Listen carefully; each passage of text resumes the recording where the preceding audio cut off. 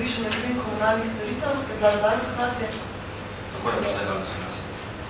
Pa se ve, za koliko, za kakšno zvišanje se prišlo, da to je zelo veliko številk, zelo veliko občina se pa te storitve podražile, mogoče na spon procentualni, od koliko se bo tudi zvišalo, če imate kakšno oceno?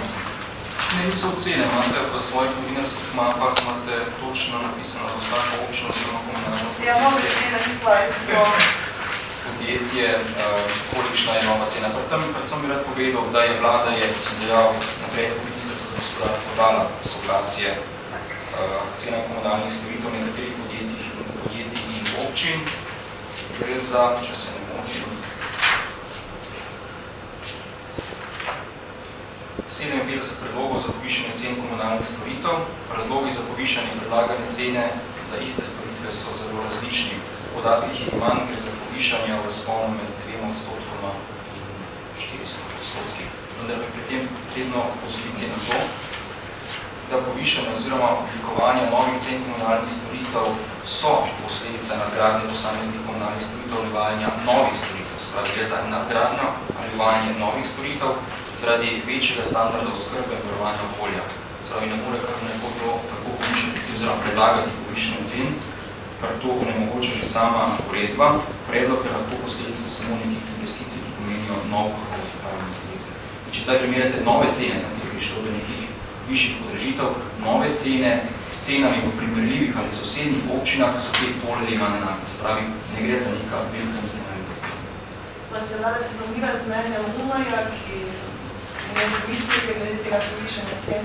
Vlada se je seznanila z mnenjem Umarja, tudi direktor Umarja je na vsej vladi preko točki prisoten, znano je njihovo stališče, vendar se je vlada pač odločila tako, kot se je, tudi zaradi tega, da ne bi finančno izčrpala na eni strani občin, ki so predlagali povišanje, in na drugi strani samih podjetij, ki imajo zaradi nepoviševanja teh cen že nekaj časa težave, kajti znano je, da se cene tudi zaradi inflacije v preteklem obdobju niso povečevale, da so bile zamrznjene, vlada tega dovoljenja oziroma pristanka oziroma soglasja ni dala, sedaj pa priznano se inflacija umirja in šlo je za tista povišanja, ki so bila nujno potrebna in še enkrat podarjam, samo tam, kjer je posledica investicije v izdelkovno kakovost.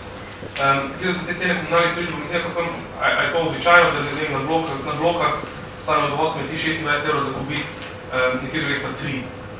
A je to, ker konec daje vlada so vlada ni tržna cena. Ne mislim, kako je možno, da na bloka stane 26 €, nekje stane 19 €, nekje pa 3 za v bistvu isto storitev.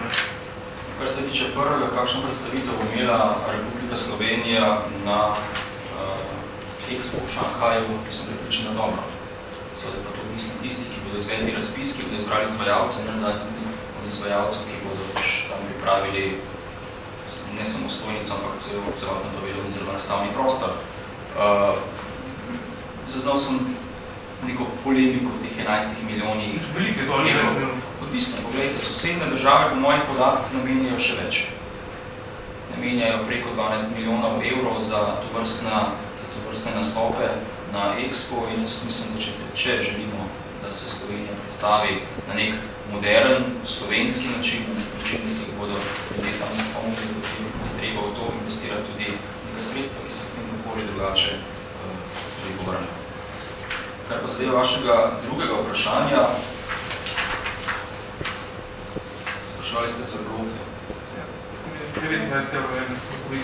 Jaz sem prepričan, da ste imeli Ministrstvo za gospodarstvo, ki je to predlagalo temeljene razloge.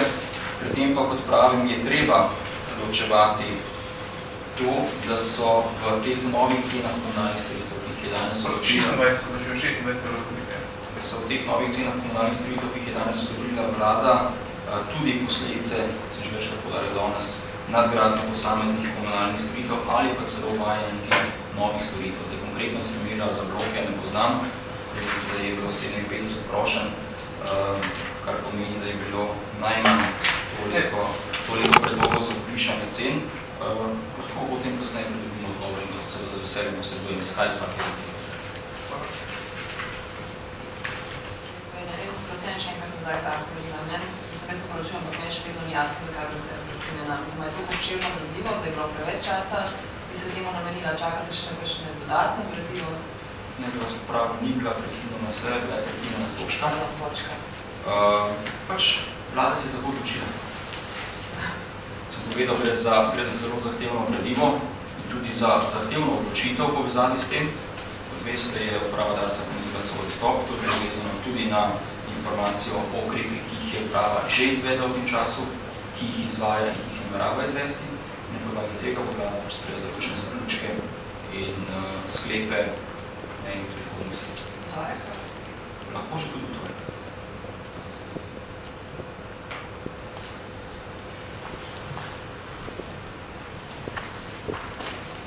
Če veste, zakaj je prišlo do